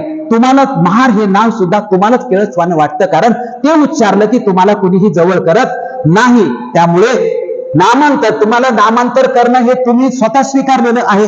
अगदी अलीकडच्या पिढीने त्या दिवशी उदाहरण दिलं की अनेक लोकांनी आपली नावं बदललेली आहेत आणि अशी शेकडोनी नाही हजारो लोकांनी या महाराष्ट्रामध्ये आपली नावं बदललेली आहेत. म्हणजे नाव बदलणं हे तुमच्यासाठी आवश्यक आहे. मग नाव बदललं तरी तुमची नाव बदललं म्हणून तुमचं फक्त प्रथम दर्शनी जोपर्यंत जात कळत नाही तोपर्यंत तुमच्या नावाप्रमाणे तुम्हाला स्टेटस मिळतो. पण नावाच्या पुढे गेला का नोकरीमध्ये, शिक्षणामध्ये जिथे जाल, जात कळली, ओळख झाली की मात्र तुमच्याकडे बघण्याचा तो महार म्हणून दृष्टिकोन आहे. त्याच्यामध्ये काय फरक पडू शकतो का? नाही फरक पडू शकतो. परंतु जर तुम्ही धर्मच बदलला तर मात्र तुम्हाला हिंदू धर्माच्या ह्यात उच्चनीचतेचा काही प्रश्नच येणार नाही. हिंदू म्हटला, बौद्ध झाला, ख्रिश्चन झाला, जैन झाला असं तुमच्यामध्ये येईल. तुमच्याकडे बघण्याचा दृष्टिकोन म्हणजे धर्म बदलला की एक प्रकारचं काय आहे, नामांतरच आहे. म्हणून बाबासाहेब आंबेडकर म्हणतात की धर्मांतर हे एक प्रकारचं काय आहे, नामांतरच आहे. त्याच्यामुळे तुम्ही नामांतराला ऑलरेडी तयारच आहे, कारण तुम्ही स्वतःहून तर हे महार सांगायला तयारच नाही. तुम्ही स्वतःहून दुसरी नावं टाकतात. मग हिंदू धर्मात राहून किती वेळा नावं बदलणार? आणि नावं बदलले तरी तुमची ओळख बदलते का? म्हणजे तुम्ही नामांतराला तयार आहे. मग धर्मांतरच तुम्ही केलं तर धर्मांतर हे एक प्रकारचं, तुम्ही हिंदू आहेत ना, मग तुम्ही बौद्ध झाला, जैन झाला, ख्रिश्चन झाला, शीख झाला, पारशी झाला, असा कोणीही झाला तरी ते एक प्रकारचं नामांतर. म्हणून धर्मांतर हेच नामांतर आहे. आता धर्मांतरामुळे समाजाचे 2 तुकडे कसे, हा बाबासाहेब आंबेडकर प्रश्न करतात. आपण पुढच्याही व्याख्यानामध्ये हे स्पष्ट करणार आहे. बाबासाहेबांनी काय प्रश्न केला की धर्मांतर जर झालं तर समाजाचे 2 तुकडे करतात. हा प्रश्न जास्त कोणी मांडला तर प्रस्थापित हिंदूंनी मांडला. हा प्रश्न कोणी मांडला की महात्मा गांधींनी मांडला आणि त्याच्यावरती प्राणांतिक उपोषण केलेलं आहे. आता हे पुणे कराराच्या नंतर बाबासाहेबांचा मुद्दा आहे, लक्षात ठेवा. पुणे करार 1932 ला झाला आणि हे बाबासाहेब आंबेडकरांचे विचार कधीचे आहेत, 1936 आहेत, 4 वर्षानंतर आहेत. का तर या देशातल्या प्रस्थापितांनी, या देशातल्या हिंदूंनी असं केलं की अस्पृश्यांनी हिंदू धर्म सोडला तर हिंदू धर्माचे 2 तुकडे पडतील, हिंदू धर्माचे 2 तुकडे पडतील, हिंदू समाजाचे 2 तुकडे पडतील, असा जो बाव करण्यात आला आणि असा जो ब्लेम करण्यात आलेला आहे. बाबासाहेब आंबेडकर म्हणतात की हिंदू समाजामध्ये अस्पृश्यांचा, हिंदू समाजाचा रोटीबेटी व्यवहार होतो का हो? अस्पृश्यांचा आणि हिंदू समाजाचा कुठल्या अर्थाने संबंध आहे का? जसा हिंदू समाजाचा मुस्लिमांशी संबंध आहे, ख्रिश्चनांशी संबंध आहे, जैनांशी संबंध आहे, शिखांशी संबंध आहे, त्यांचा एकमेकाशी जसा संबंध आहे तशाच प्रकारचा अस्पृश्य एक समाज आहे. अस्पृश्य समाज आणि हिंदू समाजाचा कुठला संबंध आहे? जरी अस्पृश्यांनी धर्मांतर केलं काय किंवा नाही केलं काय तरी तो अस्पृश्य समाज हा एक वेगळा समाज आहे ना. मग आताही तो वेगळाच समाज आहे आणि धर्मांतर केलं तरी तो वेगळाच समाज असणार. त्याच्यामुळे हिंदू समाजाचे 2 तुकडे झाले, असा जो भाव केला जातो तो भाव करण्याचं कारणच काय आहे? कारण आमचं अस्तित्व, आम्हाला आज तुम्ही रोटीबेटीला आहात का? आम्ही तुमच्या पंक्तीला येऊन बसू शकतो का? आम्ही तुमच्या घरामध्ये येऊ शकतो का? त्यामुळे आमचं अस्तित्व हे स्वतंत्रच आहे, आमचा समाज हा स्वतंत्रच आहे. जन्मापासून मृत्यूपर्यंत धार्मिक विधी असतील, काही विधी असतील, तुमच्या चातुर्वर्ग व्यवस्थेतलं सुद्धा आम्ही नाही आहे. त्याच्यामुळे आम्ही ऑलरेडी वेगळेच आहोत. त्यामुळे आम्ही वेगळे असल्यामुळे हिंदू समाजाचे 2 तुकडे आहेत. हा जो सातत्याने बाव केला जातो, हा बाव करणं चुकीचं आहे असं बाबासाहेब आंबेडकर म्हणतात. त्यांनी सांगतात की हिंदू, मुस्लिम, ख्रिश्चन, पारशी तसेच शीख अस्पृश्य यांचं जे आहे हे अस्तित्व, तशाच प्रकारे अस्पृश्यांचा सुद्धा एक समाज आहे, त्यामुळे तो समाज दुसऱ्या धर्मात गेला म्हणून हिंदू धर्माचे 2 तुकडे पडतील असा जो भाव केला जातो तो पूर्णपणे चुकीचा आहे. जे विरोधक आहेत धर्मांतराचे त्यांची भूमिका काय बाबासाहेब आंबेडकर थोडक्यामध्ये सांगतात की काही लोक म्हणतात की धर्म हा काय उपभोगाची वस्तू आहे का, की आज आला आणि उद्या बदलला, किंवा एक कपडा काढला किंवा एक कोट काढून ठेवला आणि दुसरा बदलला. बाबासाहेब आंबेडकर म्हणतात की त्यांना बाबासाहेब आंबेडकरांना म्हटलं जातं की तुमचे पूर्वज याच धर्मात होते, तुमचे पूर्वज याच धर्मात राहिले, आता तुम्ही हा धर्म सोडून कसं काय जाता, अशी बाबासाहेब आंबेडकरांच्यावर त्या कालखंडामध्ये टीका केली. तर बाबासाहेबांनी त्याला उत्तर दिलंय की पूर्वजांचा धर्म नसून, बाबासाहेब आंबेडकरांनी हे स्पष्ट केलं. पहिल्या 4 कार्यक्रमामध्ये आपण पाहिले की अस्पृश्य मूळचे कोण आहेत आणि आपल्याला हिंदू जबरदस्तीने कसं करण्यात आले, त्यामुळे आपल्या पूर्वजांचा धर्म काय आहे तोच उत्तर बाबासाहेब आंबेडकर 1936 साली सुद्धा देतात. आणि बाबासाहेब म्हणतात की पूर्वजांचा धर्म हा हिंदू नसून ही जबरदस्तीची आमच्यावरती लादलेली काय आहे, गुलामगिरी आहे. आमच्या पूर्वजांचा सुद्धा धर्म हा आमच्या पूर्वजांचा धर्म नाही आणि आमचा हा धर्म नाही, पण ही जबरदस्तीनं आमच्यावर लादलेली गुलामगिरी आहे. ही गुलामगिरी आमच्या अगोदरच्या पिढीने जरी मान्य केली असेल, सहन केली असेल, पण आजची पिढी मात्र ही जबरदस्ती सहन करणार नाही असं बाबासाहेब आंबेडकर सांगतात. कारण बाबासाहेब आंबेडकर म्हणतात की मनुष्य आणि प्राण्यामध्ये काही फरक असतो ना, मनुष्य आणि प्राण्यामध्ये फरक असतो. तो फरक सांगतात की मनुष्य स्थित्यंतर करू शकतो परंतु पशु स्थित्यंतर करू शकत नाही. मनुष्य मात्र आपल्या व्यवस्थेमध्ये बदल करू शकतो परंतु पशु मात्र बदल करू शकत नाही. आम्ही मनुष्य आहे, आम्ही आता कळायला लागले आम्हाला की आमच्या अगोदरच्या पिढीला कळालं नव्हतं की आम्ही गुलाम आहोत, पण आज आम्हाला ही सगळी वस्तुस्थिती कळालेली आहे, त्यामुळे आमचं स्थित्यंतर होणार किंवा आम्ही आमची प्रगती करणार. त्यामुळे धर्मांतर हा पळपुटेपणा आहे. हे एक दुसरी टीका आपल्यावर केली जात होते की तुम्ही या धर्मातून निघून जाताय म्हणजे तुम्ही पळपुट आहे, तुम्ही घाबरताय. त्यावेळेस बाबासाहेबांच्यावरती टीका केली. त्या टीकेला समर्पक बाबासाहेब आंबेडकरांनी उत्तर केलं की धर्मांतर हा पळपुटेपणा आहे. बाबासाहेब आंबेडकर अमेरिकेतल्या निग्रो लोकांचं उदाहरण सांगतात. अमेरिकेतल्या निग्रोंच्या गुलामीच्या विरोधात संघर्ष करणारी जी लिडरशिप होती ती कोण होती, आणि भारतातल्या समाज सुधारकांची जी अस्पृश्यतेच्या संदर्भामध्ये जे समाज सुधारक निर्माण झाले ते कोण होते, याची तुलना बाबासाहेब आंबेडकर म्हणतात.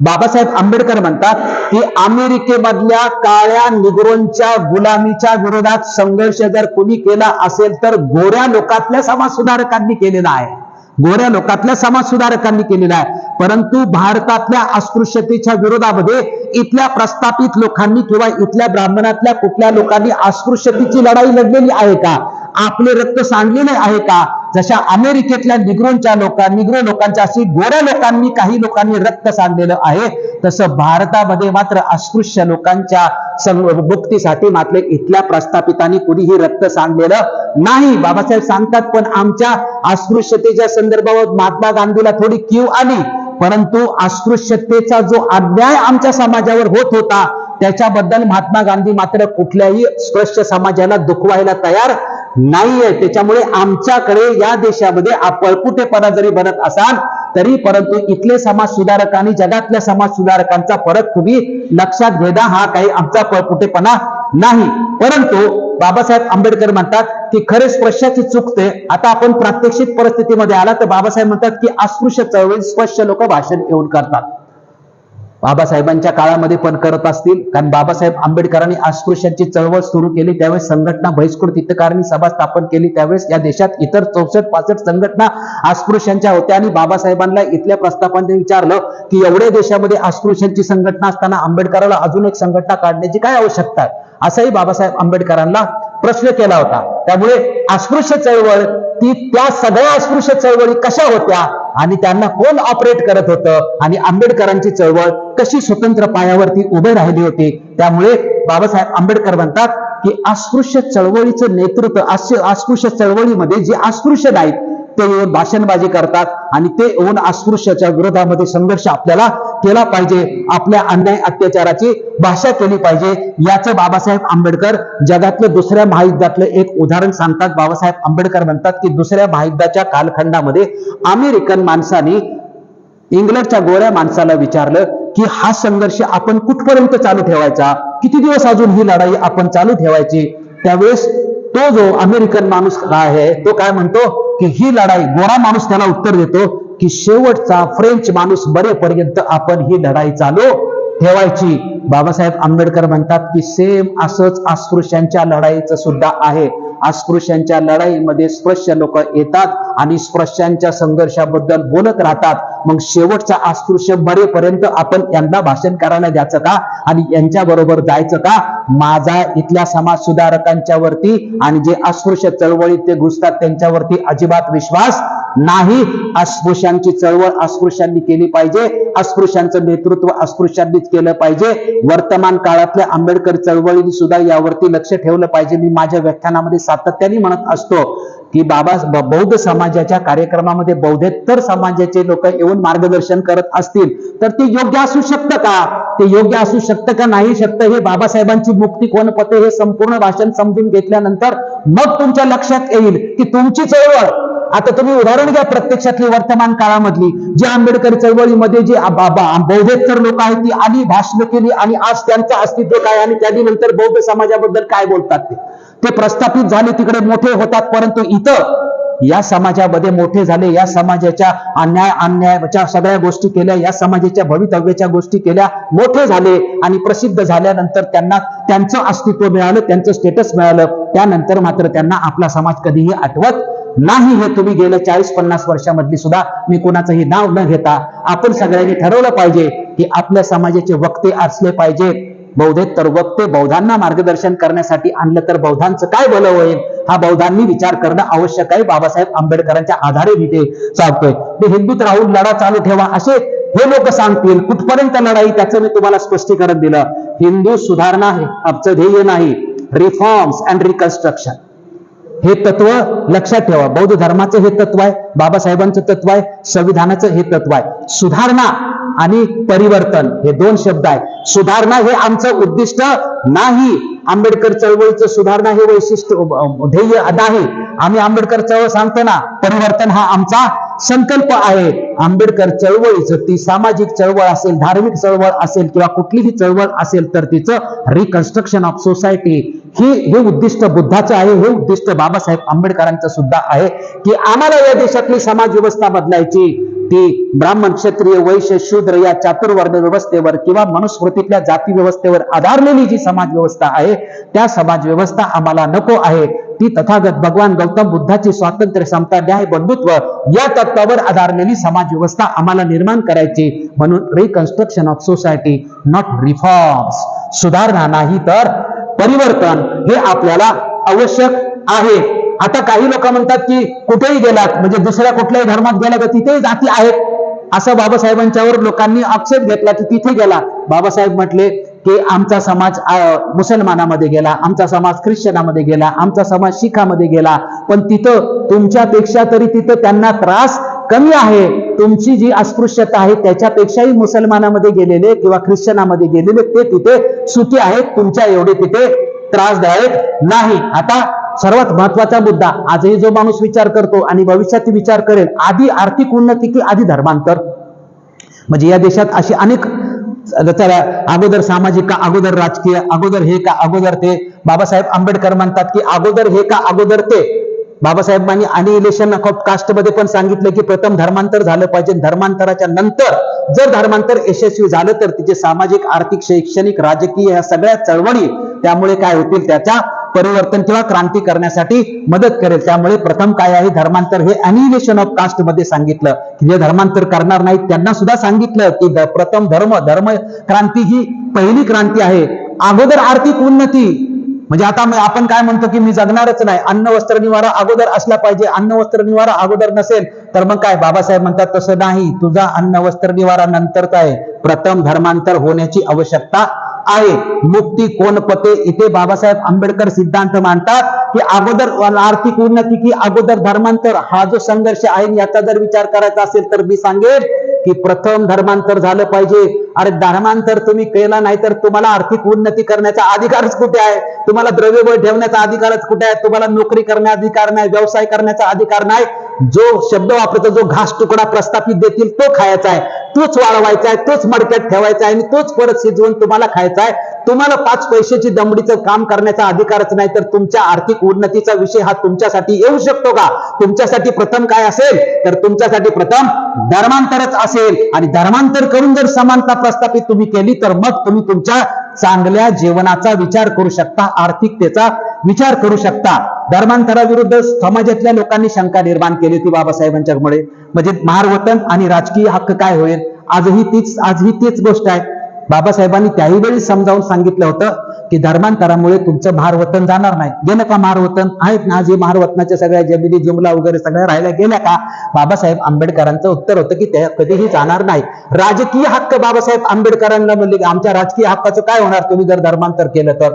बाबासाहेब आंबेडकर म्हणतात की राजकीय हक्क याव चंद्र दिवाकरी असा शब्द वापरलेला आहे. याव चंद्र दिवाकरी म्हणजे हे जे तुमचे राजकीय हक्क आहे की हे काय तुमच्या पिढ्यानपिढ्यासाठी दिलेले नाही.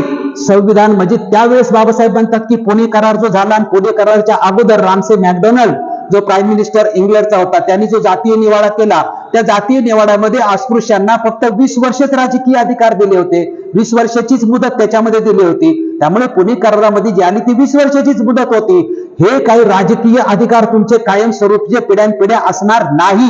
केव्हा नाही केव्हा तरी हे राजकीय अधिकार जाणार आणि ते गेले तरी मला त्याच्याबद्दल काही चिंता अजिबात वाटत नाही. मला बिलकुल त्याची चिंता वाटत नाही. का? तर तुमचे राजकीय अधिकार जे असतात ते तुमच्या लोकसंख्येवरती अवलंबून असतात. लोकसंख्या किती महत्वाची आहे म्हणून सामाजिक सामर्थ्यावरती तुम्ही अवलंबून राहा.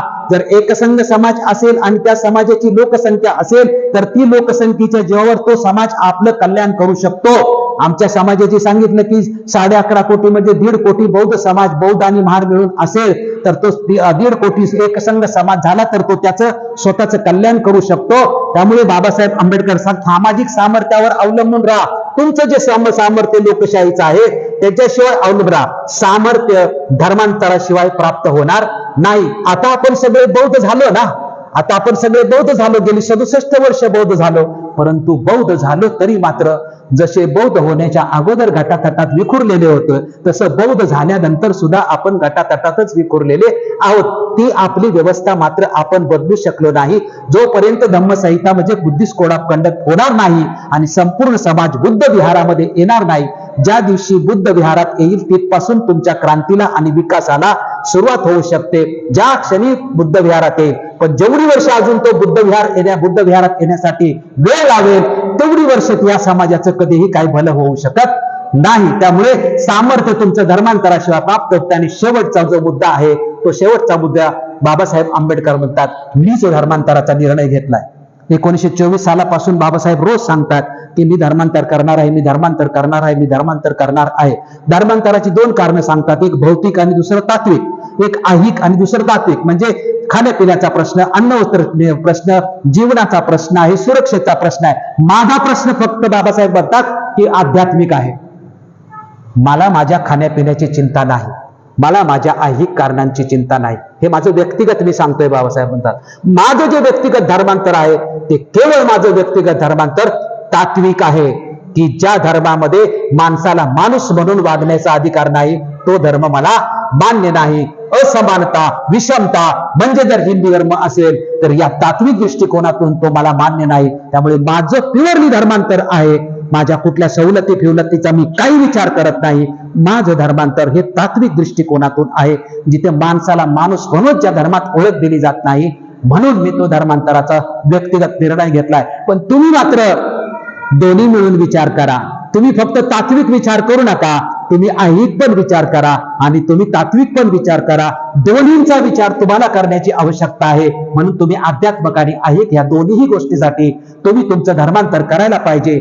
बाबासाहेब आंबेडकरांच्या नायगावच्या मंडपामध्ये जे सगळे बॅनर लागले होते, ज्या सगळ्या घोषणा लागल्या होत्या, त्याची जर त्या 19-20 घोषणा होत्या आणि त्या 19-20 घोषणांचं आपण सांगितलं की माणुसकी प्राप्त करून घ्यायची असेल तर धर्मांतर करा, सुखी जीवन जगायचं असेल तर धर्मांतर करा, चांगल्या घरात राहायचं असेल तर धर्मांतर करा, द्रव्यबळ घ्यायचं असेल तर धर्मांतर करा, सामाजिक सुरक्षितता पाहिजे असेल तर धर्मांतर करा.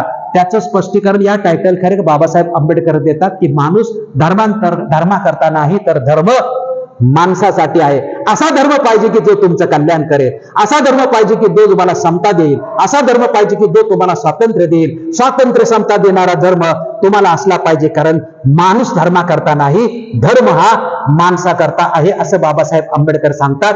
धर्मांतराचे मी 2 भाग केले.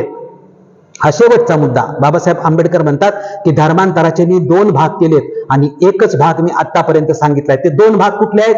की हिंदू धर्मात राहायचं की नाही, हा पहिला निर्णय आपल्याला करायचा आहे.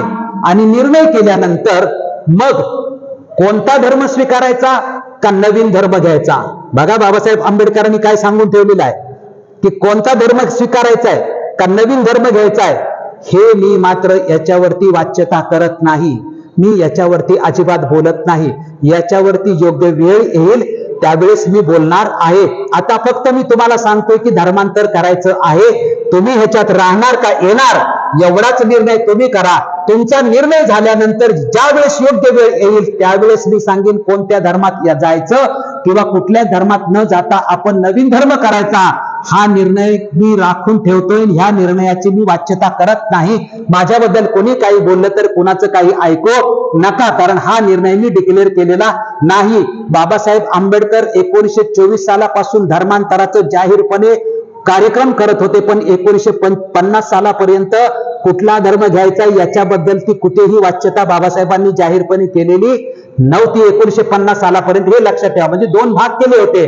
बाबासाहेब शेवटचा संदेश देताना आणि हा विषय समारोप करताना बाबासाहेब आंबेडकरांनी तथागत भगवान गौतम बुद्धाचं उदाहरण दिलेलं आहे की भगवंताच्या समोर आनंद येतात आणि भगवंत आजारपणातून उठलेले असतात आणि बाहेर बसलेले असतात. त्यावेळेस आनंद त्यांच्या समोर येतो आणि आनंद सांगतो की तुम्ही आजारी पडला त्यावेळेस आम्हाला काही सुचत नव्हतं किंवा आम्हाला काहीच सुचत नाही, त्यामुळे भगवंतानी आम्हाला काहीतरी आदेश द्यावा. म्हणजे आनंदाला म्हणायचं होतं की भगवंताच्या नंतर आम्ही कसं जीवन जगायचं, तुम्ही आजारी पडला तर आमची ही हालत होते, मग तुमच्या नंतर आमचं काय होईल. त्यावेळेस भगवंत आनंदाला सांगतात की बाबा मी माझ्याकडे काय शिल्लक ठेवलेलं आहे, माझ्याकडे जेवढं होतं ते मी सगळं तुम्हाला दिलेलं आहे. असं कुठलीही गोष्ट नाही की जी मी तुमच्यापासून लपवून ठेवलेली आहे. तुम्ही काय करा, तुम्ही स्वयंप्रकाशित व्हा हे तथागतांनी सांगितलं. सूर्याप्रमाणे स्वयंप्रकाशित व्हावं, पृथ्वीप्रमाणे परप्रकाशित होऊ नका, परप्रकाशित होऊ नका. हा संदेश तथागतांनी आनंदाला दिला की माझ्याकडे काही नाही सांगण्यासारखं, तुम्ही स्वयंप्रकाशित व्हा, आत्मदीप भव, स्वयंप्रकाशित व्हा, सूर्यासारखे स्वयंप्रकाशित व्हा, पृथ्वीप्रमाणे परप्रकाशित राहू नका. आणि हा जो तथागतांचा संदेश आहे तोच मी माझ्या या लाखो जमलेल्या जनतेला संदेश देत आहे की तुम्ही सुद्धा या बुद्धाच्या संदेशाप्रमाणेच स्वतःचा विचार करा, कुणाचं काहीही ऐकू नका. तुम्ही सुद्धा स्वयंप्रकाशित व्हा. तथागतांचा हा जो संदेश आहे तोच मी संदेश तुम्हाला देत आहे की आत्मदीप भव, स्वयंप्रकाशित व्हा, दुसऱ्याचं कोणाचंही ऐकू नका. मी जे सांगतोय ते तुमच्या कल्याणाचंच आहे, मी जे सांगतोय ते आपल्या भवितव्याचं आहे. येणाऱ्या पिढ्यांचं भवितव्य धर्मांतराशिवाय दुसऱ्या कशामध्येही असणार नाही. कुठला धर्म घ्यायचा, काही करायचा, सगळं माझ्यावरती तुम्ही सोपवा. आणि तुम्ही तसं सोपवलेलं आहे असं मला दिसतं, कारण हजारोच्या संख्येने या सभेला जी लोक आलेली आहेत त्या लोकांच्यावरून महार समाज माझ्याबरोबर परिपूर्ण आहे. याचा मला काय झालेला आहे, विश्वास पटलेला आहे. त्यामुळे डॉक्टर बाबासाहेब आंबेडकरांनी नायगावच्या परिषदेमध्ये जे 1924 सालापासून 36 सालापर्यंत जे कार्य संपूर्ण महाराष्ट्राच्या तालुका जिल्ह्यात परिषदेच्या माध्यमातून केलं होतं आणि सांगितलं होतं की धर्मांतर हे अमृत आहे आणि हे अमृत तुम्ही घेतल्याशिवाय तुमची सुटका होणार नाही. त्यामुळे धर्मांतराशिवाय 1936 सालापर्यंत बाबासाहेब आंबेडकरांच्या डोक्यामध्ये दुसरा कुठलाही मुद्दा आलेला दिसतो का तुम्हाला की धर्मांतराशिवाय आपली मुक्तीच नाही. सुरुवात पण धर्मांतरापासून आणि शेवट पण धर्मांतरापर्यंत आहे. बाबासाहेबांच्या जीवनाचा, सार्वजनिक जीवनाचा सुरुवात पण धर्मांतरापासून होते आणि 1956 ला एंड पण काय, हे टार्गेट आहे एका महापुरुषाचं की जे त्यांनी परिपूर्ण केलेलं आहे. त्याच्या मध्यावरती आपण आलो, त्याच्या पार्श्वभूमीवरती आलो आणि धर्मांतराची जी भूमिका बाबासाहेब आंबेडकर सांगतात की सामान्य माणसाला समजणं कठीण आहे, जेवढ्या सोप्या भाषेत मी तुम्हाला समजावून सांगता येईल तेवढा सांगण्याचा प्रयत्न करतो. तसंच जे बाबासाहेब आंबेडकरांची भूमिका आहे ती भूमिका जेवढ्या सोप्या भाषेत तुम्हाला समजावून सांगता आली त्याचा मी प्रयत्न केलेला आहे. बाकी सगळं आपण मुक्ती कोणपते हे बाबासाहेब आंबेडकरांचं जे भाषण आहे ते सविस्तर त्याचं वाचन करू शकता, त्याचं चिंतन करू शकता. हे इतिहासातलं असलं तरी इतिहास माहीत असल्याशिवाय वर्तमानात पण जगता येत नाही आणि भविष्यकाळ पण आपल्याला घडवता येत नाही. त्यामुळे मुक्ती कोणपते म्हणजे नरवांतर हे अमृत अर्थात मुक्ती कोणपते हा विषय आज आपण या ठिकाणी संपन्न केला. आपण सर्वजण या ठिकाणी आजच्या 5व्या पुष्प गुंफताना आपण सर्वजण उपस्थित राहिला त्याबद्दल आपण सर्वांचा आभार मानतो आणि या ठिकाणीच थांबतो. आपण सर्वांना पुन्हा एकदा विनंती करतो की आपण जो समान नागरी कायदा आणि पर्सनल लॉ याबद्दल डॉक्टर आंबेडकरांची भूमिका हा जो धम्मसंहितेवर व्हिडिओ अपलोड केलेला आहे तो सर्वांनी पाहावा आणि आजचा जो कार्यक्रम आहे याचा व्हिडिओ उद्या 10 ते 11 वाजता धम्मसंहिता चॅनलवरती अपलोड होईल. तोही आपण सर्वांनी पाहावा आणि आपल्या माध्यमातून आपल्याला सबस्क्रायबर मिळतील या दृष्टिकोनातून प्रयत्न करा. धन्यवाद. जय भीम, जय बुद्ध, जय भारत.